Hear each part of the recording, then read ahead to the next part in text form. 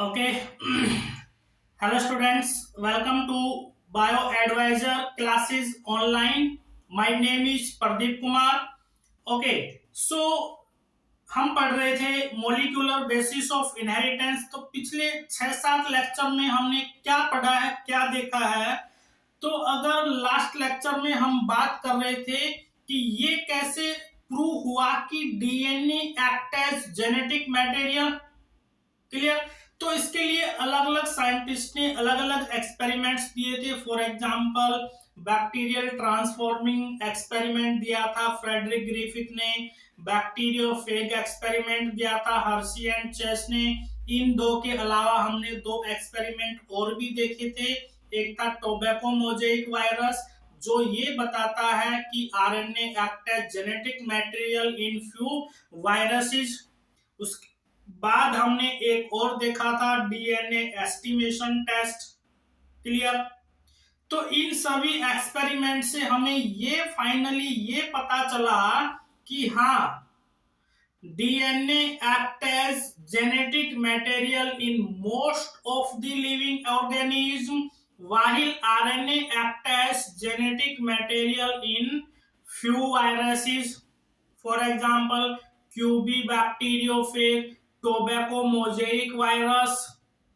Clear. तो इसके बाद और ऐसी क्या कुछ क्राइटेरिया हैं जिसके बेस पे हम ये बता सकते हैं कि ये जो कंपाउंड है वो जेनेटिक मटेरियल की तरह काम करेगा। ठीक है। जैसे अगर हम बात करें कि डीएनए आरएनए ही क्यों जेनेटिक मटेरियल की तरह काम करते हैं, भैया यहाँ पे हमने कोई कार्बोहाइड्रेट क्यों नहीं लिया, ग्लूकोज क्यों नहीं लिया, लिपिड फैट को जेनेटिक मटेरियल क्यों नहीं माना। ठीक है। तो किसी भी चीज को जेनेटिक मटेरियल कहने के पीछे कुछ क्राइटेरिया है। अगर वो ये क्राइटेरिया फुलफिल करेगा तो हम मान लेंगे कि हाँ, ये जेनेटिक मटेरियल है जो पेरेंट्स से बच्चों में जाता है, जनरेशन बाय जनरेशन ट्रांसफर करता है। ठीक है। तो आज हम उन्हीं करैक्टर की बात करेंगे जो हमें ये बताएंगे कि ये कंपाउंड जेनेटिक मटेरियल हो सकता है। ठीक है। इंपॉर्टेंट क्वेश्चन है भैया। तो what are the criteria for a genetic material.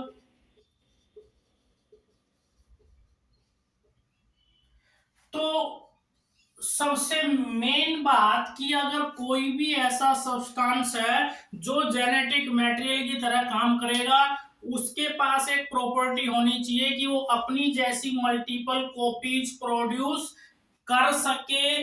इसका मतलब क्या कि इट शुड बी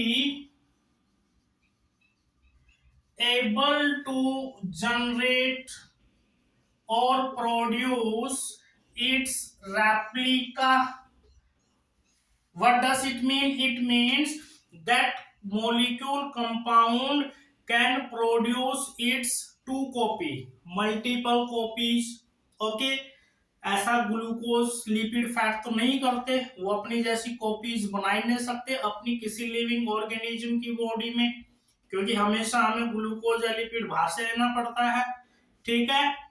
इसीलिए ग्लूकोज लिपिड ये जो क्राइटेरिया है उसको फुलफिल नहीं करते हैं। Second thing, it should B chemically stable. Okay. And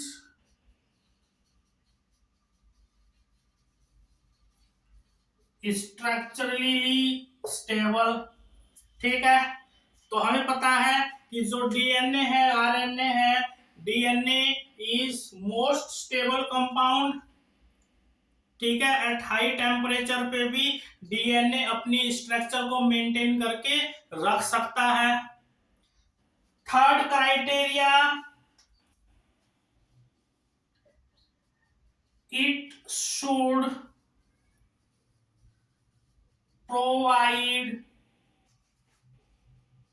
scope for slow mutation. तो एक बात हमें पता है कि म्यूटेशन से क्या आता है, म्यूटेशन से आती है वेरिएशन, म्यूटेशन से होते हैं इवोल्यूशन, ठीक है। म्यूटेशन से क्या होते हैं, चांसेस ऑफ इवोल्यूशन इंक्रीज हो जाते हैं, म्यूटेशन से वेरिएशन आ सकती है, कई बार म्यूटेशन से हमारे पास कुछ इंपॉर्टेंट वेरिएशंस आ जाती है, ठीक है, क्लियर। तो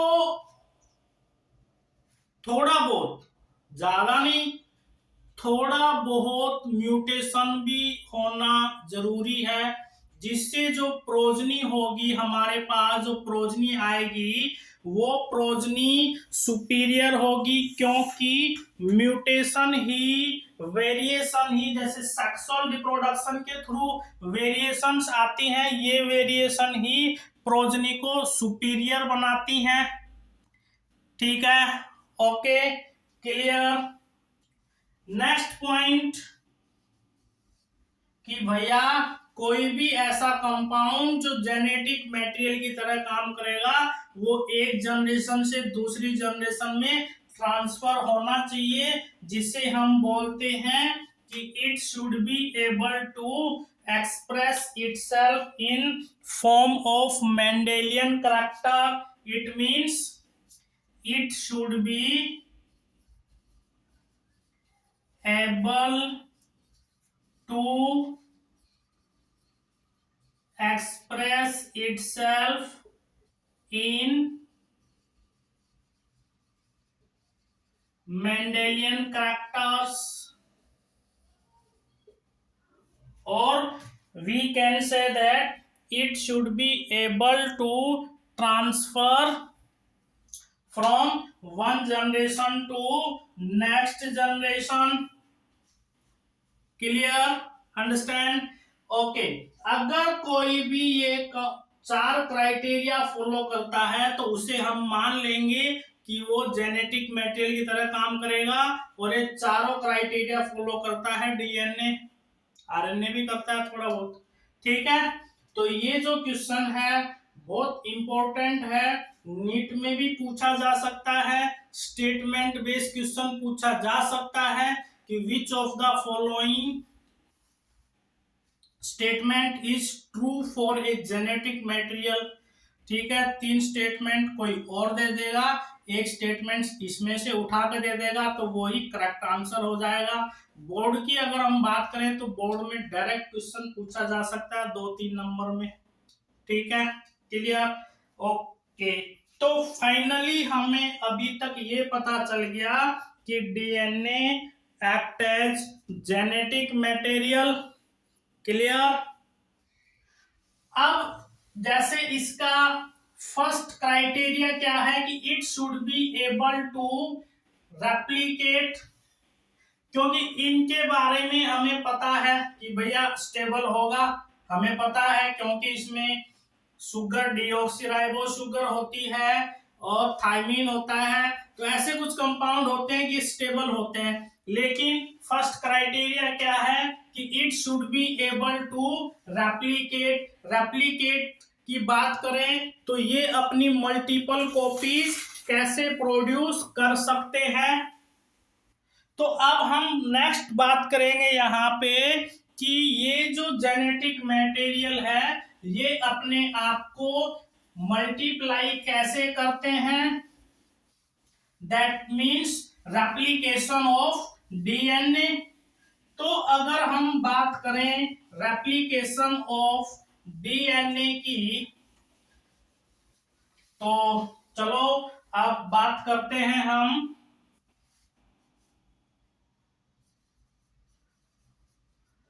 multiplication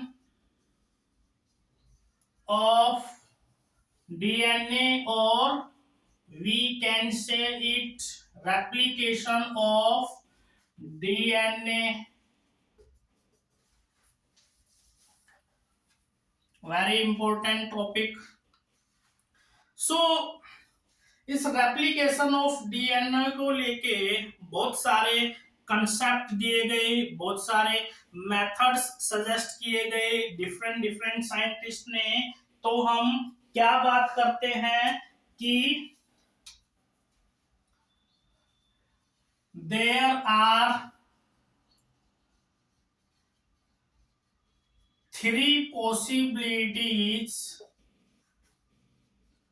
for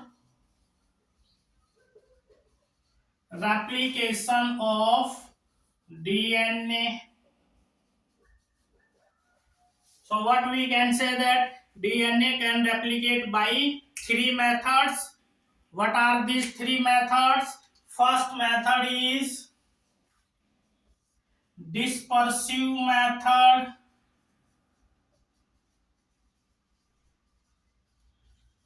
Second method is conservative method, while third method is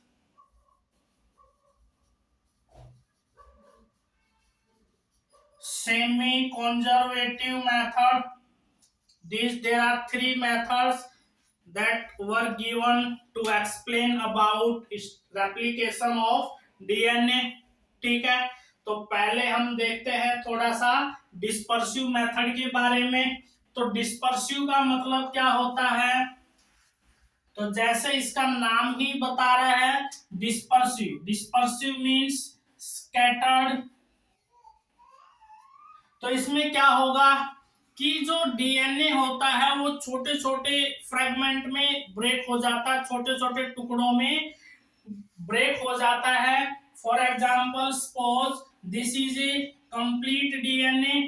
first of all this DNA will break into small fragment, and then each fragment produce its copy, each fragments produce its copy, and after that these fragments join with each other like this. Okay, clear?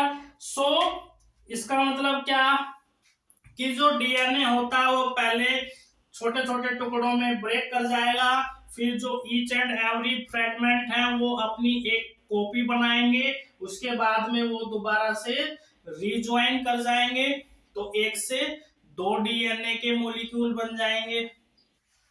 Clear है? लेकिन ये जो method है ये acceptable method नहीं है। Clear? तो next जो मेथड है कंजर्वेटिव, उसमें क्या होगा? तो हमारे पास सेकंड मेथड आता है conservative mode of DNA replication. इसका नाम ही बता रहा है, कंजर्वेटिव मींस कंजर्व रहना। ठीक है, तो इसमें क्या होता है कि जो डीएनए का मॉलिक्यूल है वो अपनी स्ट्रक्चर को चेंज नहीं करता है। जो पेरेंटल डीएनए है वो एज इट इज रहेगा, उसमें कोई चेंज नहीं आएगा, और ये पेरेंटल डीएनए अपनी एक ऐसी ही कॉपी प्रोड्यूस कर देता है। इसी को हम बोलते हैं कंजर्वेटिव। मतलब जो पेरेंटल डीएनए था इसमें कोई चेंज नहीं आया और उसने अपनी जैसी एक कॉपी बना दी, उसको हमने बोला कंजर्वेटिव मेथड। लेकिन ये भी एक्सेप्टेबल मेथड नहीं है। थर्ड अपन बात करते हैं यहाँ पे semi conservative mode of DNA replication. Semi conservative का मतलब क्या है? जैसे ये नाम ही बता रहा है सेमी कंजर्वेटिव। सेमी का मतलब क्या होता है? 50-50, हाफ हाफ। तो सेमी कंजर्वेटिव का मतलब क्या हो जाएगा, जैसे मान लो हमारे पास ये एक पेरेंटल डीएनए है, okay, this is a parental DNA.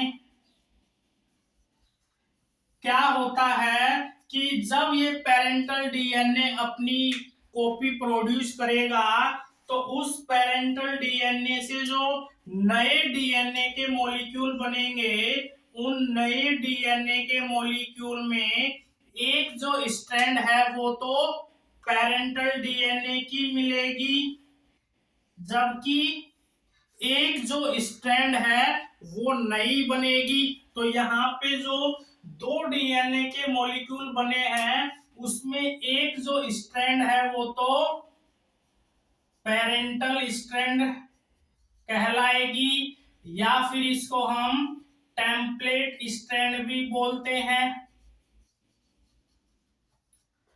जबकि एक जो स्ट्रैंड है वो न्यूली सिंथेसाइज है, न्यूली synthesized complementary strand।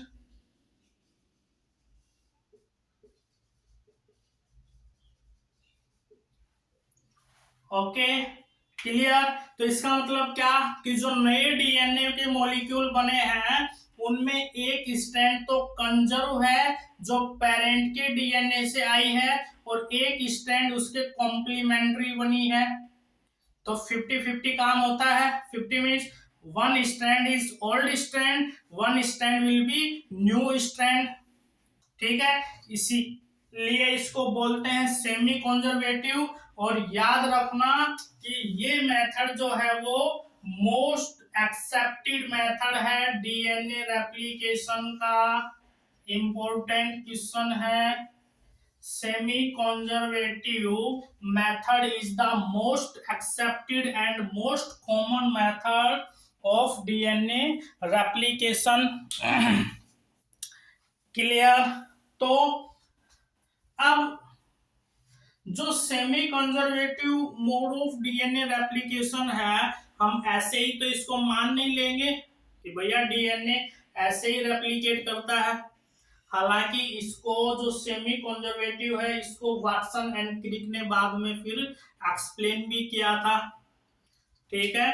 जो सेमी कंजर्वेटिव मेथड है इसको वाटसन एंड क्रिक ने बाद में एक्सप्लेन भी किया था, लेकिन वो बाद में किया था, ठीक है। तो हम कैसे मान लें कि डीएनए सेमी कंजर्वेटिव मेथड के थ्रू ही रेप्लिकेट करता है? कोई तो इसका एविडेंस प्रूफ चाहिए हमें, किसी ने तो इसको एक्सप्लेन किया होगा, किसी ने तो वेरीफाई किया होगा कि हाँ डीएनए में एक स्ट्रैंड जो है वो पुरानी वाली रहती है और एक स्ट्रैंड नई बनती है। तो आइए इसके लिए हम बात करते हैं मैथ्यू मैसलसन एंड फ्रैंकलिन स्टेल के एक्सपेरिमेंट की। तो ये एक्सपेरिमेंट भी इंपॉर्टेंट है, क्वेश्चन यहाँ से नीट एग्जाम में रेगुलरली आते हैं, न्यूमेरिकल भी आते हैं, और इसके ऊपर मैंने बहुत सारे वीडियोस बनाए हुए हैं न्यूमेरिकल को लेके, शॉर्ट ट्रिक भी बताया हुआ है मैंने।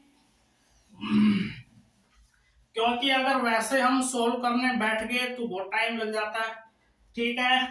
तो आइए चलते हैं अब हम इसके एक्सपेरिमेंट के ऊपर। तो बात करते हैं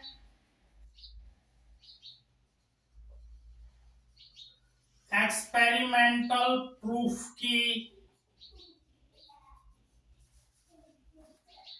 एक्सपेरिमेंटल प्रूफ बोले तो कि डीएनए सेमी कंजर्वेटिव मेथड से रेप्लिकेट करता है, इसके पीछे का एक्सपेरिमेंटल प्रूफ क्या है।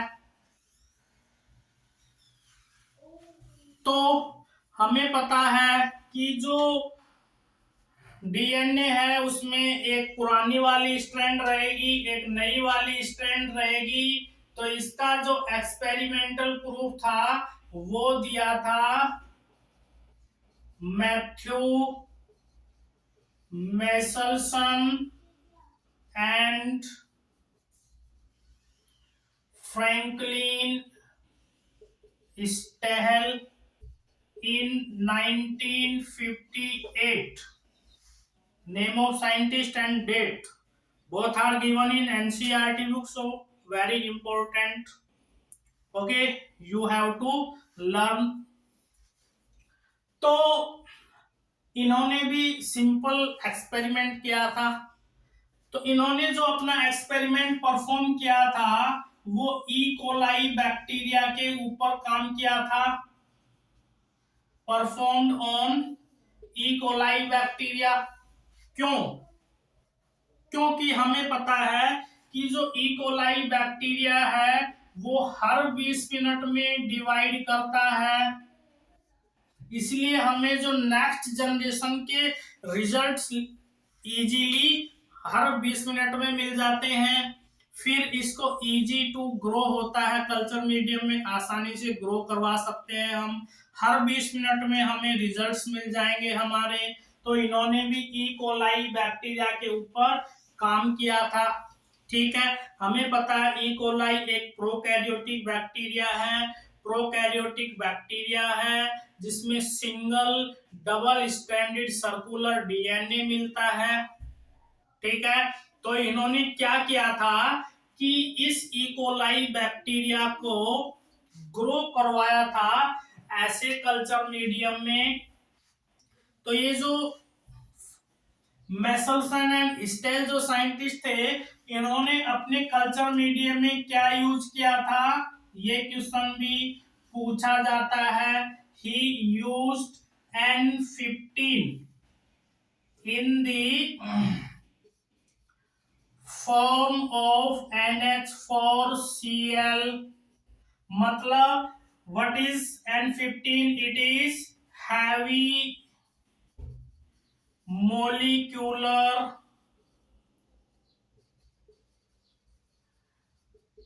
weight of nitrogen। It is not a isotope of nitrogen। ये नाइट्रोजन का रेडियो आइसोटोप नहीं है, याद रखना। ये सिर्फ हैवी मोलिकुलर मास एटम है नाइट्रोजन का, क्योंकि नॉर्मल तो N14 होता है। N14 is a normal nitrogen atom. तो जो मैथ्यू मेसलसन थे उन्होंने अपने एक्सपेरिमेंट में एक तो ई कोलाई बैक्टीरिया के ऊपर किया था, दूसरा उन्होंने कल्चर मीडियम में N15 डाला हुआ था जो कि नाइट्रोजन का हैवी मोलिकुलर वेट एटम है। ठीक है, तो इन्होंने अपना एक्सपेरिमेंट कैसे परफॉर्म किया था वो अपन बात करते हैं, मैकेनिज्म ऑफ एक्सपेरिमेंट्स की। तो इन्होंने जो ई कोलाई बैक्टीरिया है उसको एक कल्चर मीडियम में ग्रो करवाया था। उस कल्चर मीडियम में इन्होंने डाला हुआ था N15। चलिए बात करते हैं। तो एक इन्होंने ई कोलाई बैक्टीरिया लिया। इस ई कोलाई बैक्टीरिया के अंदर जो डीएनए था, डबल स्ट्रैंडेड डीएनए था, इसके अंदर जो नाइट्रोजन थी वो नॉर्मल नाइट्रोजन थी, तो इसीलिए इसको हमने बोला पेरेंटल डीएनए। ठीक है, अब इस ई कोलाई बैक्टीरिया को इन्होंने ग्रो करवा दिया ऐसे कल्चर मीडियम में जिन्होंने N15 लिया हुआ था NH4Cl की फॉर्म में। हमें पता है कि आफ्टर 20 मिनट ये बैक्टीरिया डिवाइड करेगा तो डीएनए भी रेप्लिकेट करेगा। तो यहाँ पे जो डीएनए आया था दो, मतलब कि यहाँ पे दो डीएनए के मॉलिक्यूल मिलेंगे हमें। ठीक है, दो डीएनए के मॉलिक्यूल मिल गए हमें। क्लियर? अब इन्होंने ऐसे ही इस ई कोलाई बैक्टीरिया को 17 जनरेशन तक डिवाइड करवाया था। मतलब इन्होंने इस इकोलाई बैक्टीरिया को 17 जनरेशन तक ऐसे कल्चर मीडियम में डिवाइड करवाया जिसमें इन्होंने N15 यूज किया हुआ था। ठीक है, तो ही allowed to divide E. coli bacteria up to 17 generation in a culture medium having N15।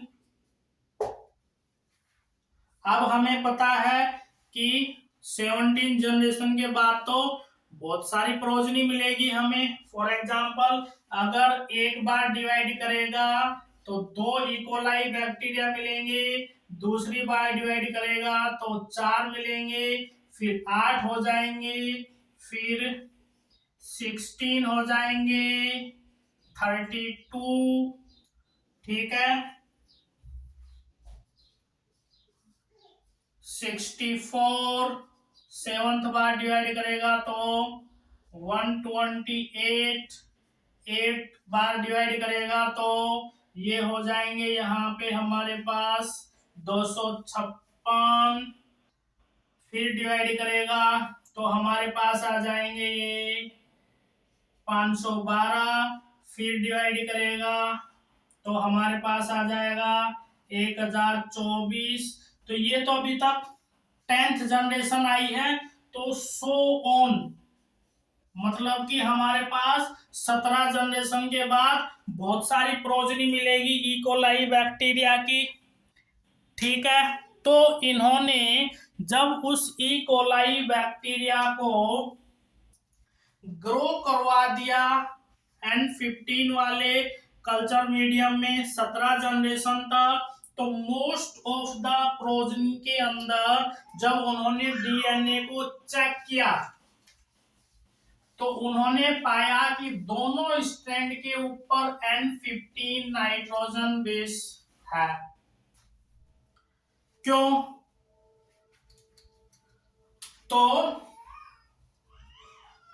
After 17 generation उन्होंने क्या पाया कि जो इकोलाई बैक्टीरिया के जो डीएनए थे उन डीएनए की दोनों स्ट्रैंड पे नाइट्रोजन बेस के अंदर जो नाइट्रोजन थी वो N15 थी। कैसे आई ये इनके ऊपर? तो हमें पता है कि जब एक बार इकोलाई बैक्टीरिया डिवाइड करेगा तो 2 प्रोजनी बनाएगा। अब दोनों प्रोजनी के अंदर डीएनए भी डबल करेगा। डीएनए भी तो डबल करेगा भैया, तभी तो एक एक डीएनए का मॉलिक्यूल आएगा दोनों प्रोजनी के अंदर। ठीक है, अब जब डीएनए अपने आप को मल्टीप्लाई करेगा तो न्यूक्लियोटाइड बनाएगा। न्यूक्लियोटाइड बनाएगा तो नाइट्रोजन बेस लगेंगे। नाइट्रोजन बेस लगेंगे तो नाइट्रोजन चाहिए, और कल्चर मीडियम में हमने डाला हुआ था N15 नाइट्रोजन, तो उन्होंने कल्चर मीडियम से N15 वाला उठाया और इसी वजह से डीएनए की दोनों स्ट्रैंड पे N15 आ गया। ठीक है, अब उन्होंने क्या किया कि इनमें से कोई एक प्रोजनी को उन्होंने दोबारा ग्रो करवा दिया नॉर्मल कल्चर मीडियम में। मतलब कि उन्होंने जो 17 जनरेशन के बाद हमारे पास जो प्रोजनी आई थी उसमें से किसी एक प्रोजनी को उन्होंने दोबारा से ग्रो करवा दिया। ये हमारे पास कोई एक प्रोजनी का डीएनए था, इसको इस बार उन्होंने नॉर्मल नाइट्रोजन में ग्रो करवा दिया। तो उन्होंने क्या ऑब्जर्व किया कि जब नेक्स्ट 20 मिनट के बाद जो प्रोजनी हमारे पास आई उनके डीएनए में एक स्ट्रैंड पे N15 N14 था, क्लियर। तो इससे क्या पता चला फाइनली हमें, इससे फाइनली हमें यही पता चला कि भैया जब डीएनए डिवाइड करता है, डीएनए रेप्लिकेट करेगा, तो एक स्ट्रैंड तो पुराने वाली रहेगी और एक स्ट्रैंड उसके कॉम्प्लीमेंट्री नई बनेगी। ठीक है, यही हमें पता चला। फिर उन्होंने इन डीएनए के जो मॉलिक्यूल थे, इनकी डेंसिटी आइडेंटिफाई करने के लिए एक मेथड यूज किया। ठीक है, तो इसके बाद क्या किया, मैथ्यू मेसलसन ने क्या बताया, इसके बाद मैथ्यू मेसलसन ने डीएनए की डेंसिटी चेक करी। तो to check density of DNA, या फिर हम ये बोल सकते हैं, अगर डीएनए को हमें according to their density arrange करना है, तो अगर डीएनए को अकॉर्डिंग टू डेंसिटी अरेंज करना है, तो उसके लिए हम क्या यूज करते हैं, उसके लिए हम यूज करते हैं बुआयंट डेंसिटी ग्रेडियंट सेंट्रीफ्यूगेशन टेस्ट या फिर मेथड। अब इंपॉर्टेंट क्वेश्चन, अगर हम ये मेथड परफॉर्म कर रहे हैं तो हमें एक सॉल्यूशन की जरूरत पड़ेगी। ये सॉल्यूशन नीट एग्जाम में पूछा जाता है भैया। तो we should use caesium chloride solution. Simple सा क्वेश्चन पूछेगा एग्जामिनर, अगर डीएनए को अकॉर्डिंग टू डेंसिटी सेपरेट करना है तो विच सॉल्यूशन इज यूज्ड, कौन सा, सीजियम क्लोराइड। यही मैथ्यू मेसलसन और फ्रैंकलिन स्टेल ने भी किया था। ठीक है, तो उन्होंने क्या किया था कि एक टेस्ट ट्यूब ली, इस टेस्ट ट्यूब में उन्होंने डाला सीजियम क्लोराइड का सॉल्यूशन, साथ में उन्होंने इसमें डाल दिए डीएनए। एक डीएनए का मॉलिक्यूल ऐसा डाला जिसकी दोनों स्ट्रैंड पे N15 था, और एक डीएनए का मॉलिक्यूल ऐसा डाला जिसकी दोनों स्ट्रैंड पे N14 था। एक डीएनए का मॉलिक्यूल ऐसा डाला जिसकी एक स्ट्रैंड पे N15 था, दूसरी पे N14 था। इसके बाद उन्होंने करवा दिया सेंट्रीफ्यूगेशन। आफ्टर सेंट्रीफ्यूगेशन क्या हुआ कि इन डीएनए के मॉलिक्यूल ने अपने आप को अरेंज किया। तो इन्होंने अपने आप को कैसे अरेंज किया, ये हो गया सीजियम क्लोराइड। कैसे अरेंज किया कि जो ऐसा डीएनए का मॉलिक्यूल जिसकी दोनों स्ट्रैंड पे N14 था, वो सबसे ऊपर रहा, और जिसकी एक स्ट्रैंड पे N15 था वो बीच में आ गया, और ऐसा डीएनए का मॉलिक्यूल जिसकी दोनों स्ट्रैंड पे N15 था, मतलब कि सबसे टॉप में हमें मिले N14 वाले डीएनए, बीच में हमें मिले N15 वाले डीएनए, और बॉटम में हमें मिले N15 वाले डीएनए। ठीक है, उसके बाद मैथ्यू मेसलसन और स्टेल ने क्या किया कि N14 वाले डीएनए को उन्होंने नाम दे दिया light DNA according to their density. इनकी डेंसिटी कम थी, इनको बोला लाइट डीएनए, और जो N15 वाले थे उसको उन्होंने नाम दे दिया हैवी डीएनए इनकी डेंसिटी ज्यादा थी। उसके बाद जो बीच वाला बच गया इंटरमीडिएट, इसको उन्होंने बोल दिया इंटरमीडिएट डीएनए। इसकी एक स्ट्रैंड पे N14 था, एक पे N15 था, और इसी को हमने नाम दे दिया हाइब्रिड डीएनए। इंटरमीडिएट डीएनए और हाइब्रिड डीएनए एक ही बात है, कंफ्यूज नहीं होना है, ठीक है। तो फाइनली ऐसे प्रूव किया था मेसलसन एंड स्टेल ने कि DNA always replicate bye semi conservative mode of DNA replication. Clear. और इसी कंसेप्ट के ऊपर नीट एग्जाम में क्वेश्चन आते हैं, ठीक है। और मैंने ऐसे बहुत सारे वीडियोस बनाए हुए हैं क्वेश्चंस को लेके, उनका लिंक मैं डिस्क्रिप्शन बॉक्स में डाल दूंगा, आप वहां से भी चेक कर सकते हैं। और क्या शॉर्ट ट्रिक है उन क्वेश्चन को सोल्व करने की, वो भी आप देख सकते हैं, ठीक है। तो ये था हमारा मैथ्यू मेसलसन और स्टेल फ्रैंकलिन का एक्सपेरिमेंट, ठीक है। तो ये तो हमने बात करी प्रोकैरियोट के अंदर कि भैया इन्होंने तो बैक्टीरिया को लेके काम किया था। तो प्रोकैरियोट में जो डीएनए रेप्लिकेट करता है वो semi conservative mode of DNA replication show करता है।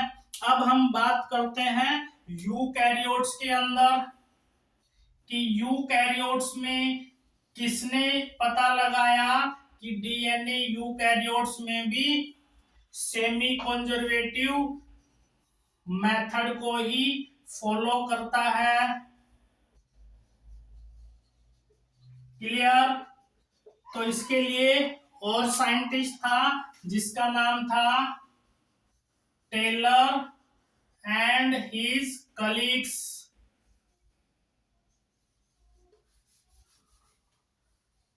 तो स्पेलिंग चेक कर लेना भैया ये कलीग्स की, ठीक है। तो टेलर एंड कलीग्स ने काम किया था प्लांट के अंदर, उस प्लांट का नाम है विसिया फैबा। इंपॉर्टेंट क्वेश्चन पूछा गया है एग्जाम में। तो टेलर ने काम किया था विसिया फैबा प्लांट के अंदर। इसका कॉमन नेम क्या है? फैबा बीन्स, ठीक है। जैसे मेसलसन एंड स्टेल ने एक्सपेरिमेंट किया था इकोलाई के ऊपर, ऐसे ही टेलर ने काम किया था विसिया फैबा प्लांट के अंदर। जैसे उन्होंने वहां पे N15 यूज किया था, टेलर ने यहाँ पे रेडियो एक्टिव थाइमीन यूज किया था, ठीक है। रेडियो एक्टिव थाइमीन यूज किया था। इसका मतलब क्या? रेडियो एक्टिव थाइमीन यूज किया था का मतलब क्या कि यहाँ पे उन्होंने हाइड्रोजन का आइसोटोप यूज किया था, नॉट नाइट्रोजन। मतलब कि उन्होंने नाइट्रोजन का आइसोटोप यूज नहीं किया था थाइमीन के अंदर, थाइमीन के अंदर उन्होंने हाइड्रोजन का आइसोटोप यूज किया था। और फाइनली उन्होंने प्रूव किया था कि inside chromosome DNA replicates semi conservatively। Very important question. तो जो डीएनए होता है वो हमेशा सेमी कंजर्वेटिव मेथड को ही फॉलो करता है। क्लियर। तो ये सारा हमें क्या बताता है कि डीएनए फाइनली हमें 100% प्रूव हो गया कि डीएनए ही act as genetic material. Clear बच्चों? ओके, तो आज के लिए इतना ही। बाकी हम नेक्स्ट लेक्चर में बात करेंगे मैकेनिज्म ऑफ डीएनए। डीएनए अपने आप को कैसे रेप्लिकेट करता है वो देखेंगे नेक्स्ट लेक्चर में। ओके, तो that's all for today. Thank you.